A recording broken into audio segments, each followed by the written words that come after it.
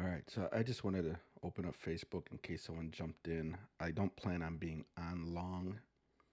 I actually don't feel so great. That's why I'm not turning on more lights. But as usual, I see something in one of the groups, not this one, and I just feel that I want to try to address certain things and make sure at least this group has some information. So a lot of this you guys I hope will already know. Um those that don't, hopefully this gives you something to think about, but I'm constantly seeing, and I saw one today, but I'm constantly seeing where people are having issues streaming, and they tend to keep pointing at one thing. And I think I titled this um, streaming puzzle, or I tried to. I don't know if anyone could see that. But think of it as a puzzle. There's multiple pieces. For you to stream, it's not just internet. It's not just a camera. It's not just a computer. There are multiple things in play when you're streaming. And when you're dealing with interviews and guests, you're just adding more to that. So, with that said, the first thing I want to say is if you've never streamed before, start streaming. That's number one. Start streaming, start getting your feet wet, start learning what you're capable of doing with your current setup and devices. Because if you jump in, I'm not saying these people have, I'm just giving an example, but if you jump into live streaming and right away you want to do interviews, you want to bring other people into the mix, you're compounding the difficulty of streaming as soon as you bring other people in. So practice, get used to it and understand. I see people writing, "Oh well, why am I having this problem? I have great internet." And then when you ask them, I'm going to tell you right now, as far as the internet, there's three that come to mind. When one person finally gave us their network speeds after saying, "Oh, my internet's fine, I can watch Netflix, this, and that," they finally posted the speeds. And to their surprise, everybody started telling them, no, no, no, no, no. I don't remember what their download was. I think their download was like 7 megs and their upload was like point 0.7. No. That right there is just no. That's the internet. There's no way you're gonna stream with that. Another person more recently threw out there something like I think it was 3.6 up. Okay. That yes, you could stream with that. You're not doing 1080. You're not doing 4K. 720 if you're lucky. But I want to make sure everyone's kind of understanding the basics of this. It's not just your internet and your internet speed, because most people are only going to understand download. Oh, well, I pay for 100 down or 200 down or 300 down. Download is when you're bringing something in. So if you're watching Netflix or Hulu or YouTube videos, that's download. You're bringing that into your computer, into your house or whatever. That's download. Upload is when you're putting something out. So when you're doing streaming, your your upload is important because you're putting that video, you're putting the camera image, all your software, all that, you're pushing that up. That's your upload. But I think some people get a little confused with how this kind of works. And again, I'm not an expert. I'm not very technical. I'm talking just in the basic, in the general sense. The last one I want to say that blew my mind was this guy thought his internet was a problem. He posted his speeds because he had two different speeds, one when he's streaming and one when he's not. His internet speeds were insane. His upload without streaming was like 500 and something up. And when he would try to stream and do all this stuff, it was like, in his mind, only like 150 or 130 up. Those numbers are insane. My upload is 10. 10. I'm barely making double digits. He's got triple digit uploads, and he was concerned that his internet was too slow. Come on, people. I'm just saying. So, download, you're bringing something in. Upload, you're sending something out. When you're dealing with interview mode, now you're actually dealing with both, because not only do you have to have that upload speed for the streaming, you have to have some download speed to bring that interviewer in. But at the same time, you're probably even increasing the resources that you need, because you're bringing that person in, but you're the one that's streaming both of you out. And that's not just your internet, your computer. I mean, so many people are like, "Oh, I got a good Mac. I got a good Mac. I got an i7. I got 32 gigs of RAM. I got all this stuff." Those specs do not translate the same way when it comes to streaming as when you're doing video editing and some of this other stuff. And again, I'm not an expert. I don't know all these things. I just know when you do something and it doesn't work, you need to figure out what part of that puzzle is causing the problem. Your entire stream is only as good as your entire setup, not just your internet. Your internet, your camera, your lighting, your computer, everything comes together. Your microphone, everything comes together for that stream. So when someone says they got a MacBook Air, and I know some people say, "Oh, a MacBook Air works perfectly fine for me." Not everyone uses it the same way, especially if you start connecting 20 different devices to the thing. You're making the computer work. So you have to take and consider your computer. And even though you have a, like a tremendously powerful computer from 2015, that was back in 2015. Compared to computers in 2021 and 2022, it's not the same. Technology is constantly changing. So you cannot perfect example. And I know this might be over a few people's heads, but kind of bear with me.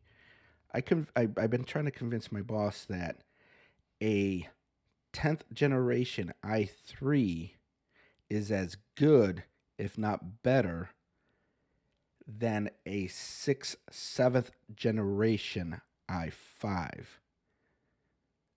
Maybe even an i7. Now, most people that look at computer specs just look at i3, i5, i7. i7's a bigger number, it's a better computer. Not when you're not comparing the same generation. So a 10th generation i3 compared to a 10th generation i5 compared to a 10th generation i7, blah, blah, blah, blah. So when you're talking older hardware, it's not comparable to the newer hardware of lesser quality. So I still see people like, well, would an M1 Mac Mini be okay? That's what I started with in April. That's what I still use. That's what I'm using now. This is a $700 Mac M1 Mini base model. And this $700 Mac will outperform $1,500 PCs and a lot of other Macs that are not M1s. I mean, you could have a 2015, 2017 i7. It's not the same. It's not the same. And as soon as you add more, you want to do interviews. Now you're dealing with more resources in order to provide, another person to be on your stream, and it gets multiplied the more you add more people. So the one I saw today, I think the guy said he had an upload of 40 and a download of like 200 or 300 or something like that. But his guest was having issues. Well, one, it might just be all on their side. Let's be real. Two, you're only talking about your internet speed. What about your computer? What's your setup? And then even if you have a nice, powerful computer, how much are you making that computer work? That's why when you're talking about certain devices like an A10 mini and stuff like that, these devices take some of that work and do it for you. And then when it connects to your computer is less stressful, dealing with it. So A10 minis, other devices are nice to have if you don't have a newer, better performing computer. But again, I think there's a misconception of how a lot of this stuff works. Yes, your internet is important. It's more important to be stable than the actual speeds all the time, but it all depends on what speeds you're talking about. When you're in double digit speeds for upload, you should be fine as long as you're not overdoing it. If you're trying to stream in 4K, that's a lot. That's a lot for your internet. That's a lot for your computer. That's a lot for even people to watch. So just keep that in mind. Your computer is the even ports. It cracks me up when people are like, I don't want to get that computer because it doesn't have enough ports. I need more ports. There's a reason why it has the number of ports that it has. As soon as you start messing with the configuration, if you do not know what you're doing and you don't do it in a proper way, you're going to cause more problems for yourself. Here's my new Mac. You probably can't see it too good. Am I even showing the right side? Yeah. I just bought this thing not long ago, but look, 2 ports. Probably got to hide my face for you to see it properly or switch to a different freaking camera. Is it this one? This one will probably work. 2 ports. That's it. That's it on this entire laptop. And I could run ECAMM on this with 3 cameras and not even use one of those ports.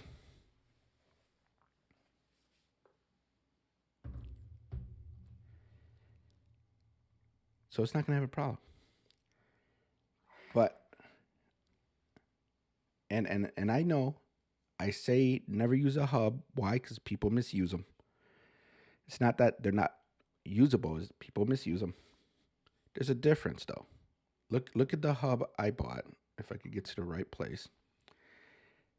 There's 2 connections here. These are both to utilize both Thunderbolt ports. Those 2 Thunderbolt ports, I mean, one Thunderbolt port alone has a lot of freaking resources, people. This is utilizing 2, and it's not going insane. Okay? It's giving me a few ports. 1 USB-C, 1 for media, 1 USB-A on that side, 1 USB-A on this side, another USB-C on this side, and 2 HDMIs, and a data port. This is not excessive ports for 2 Thunderbolt connections. Not 1, 2. Now, I see people getting adapters like this with a single USB-C, and it could be okay depending on what you're connecting. I am not going to connect, well, to this one, I probably could. Because, again, two Thunderbolt ports. But when you get those goofy single ones, especially something like this, okay, when you get something like this one, and it would help if I had more lighting, and it's not even a USB-C, it's a USB-A. This is already dividing the resources of that port by 5. You don't plug in a camera to this. You might put a keyboard, a mouse, something very low powered. You don't put cameras. It just doesn't work that way. So be mindful of all your hardware and how you're using it, and your internet and everything. There's so many different parts that it's just very, very challenging to know all the little details, and you shouldn't have to. Basics, basics, and you should be fine. Your computer is important.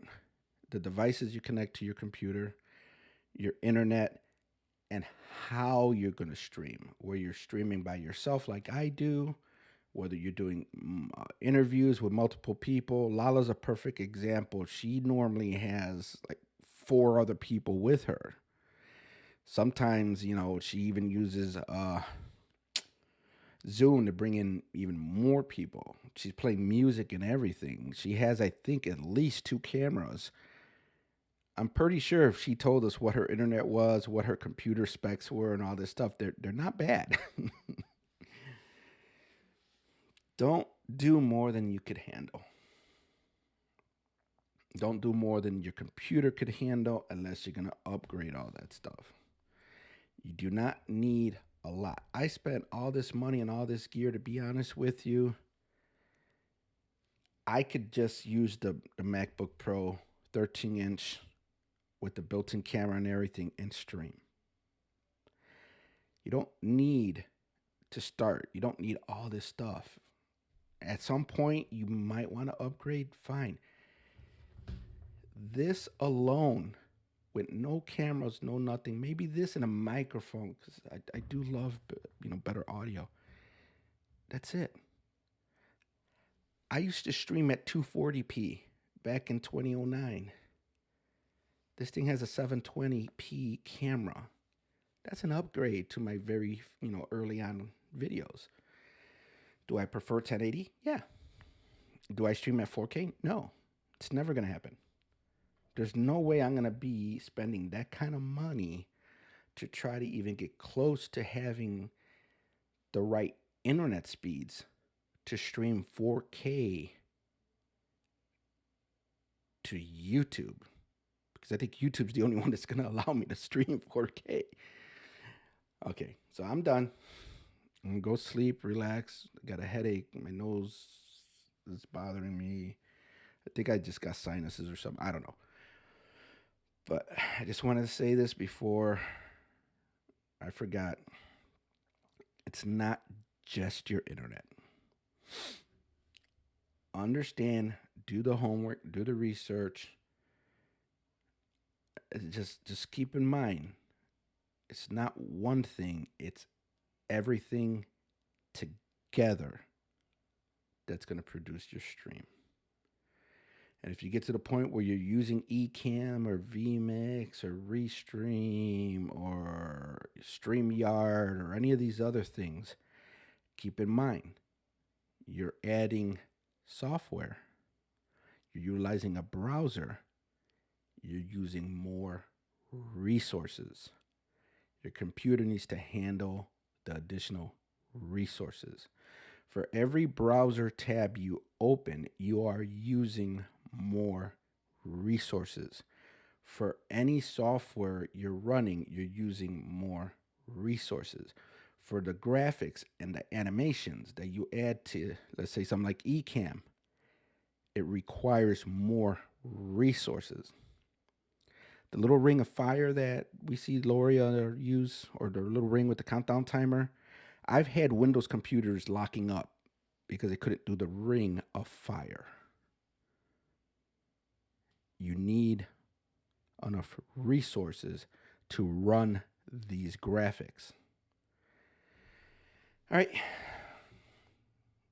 think I'm done. Good night.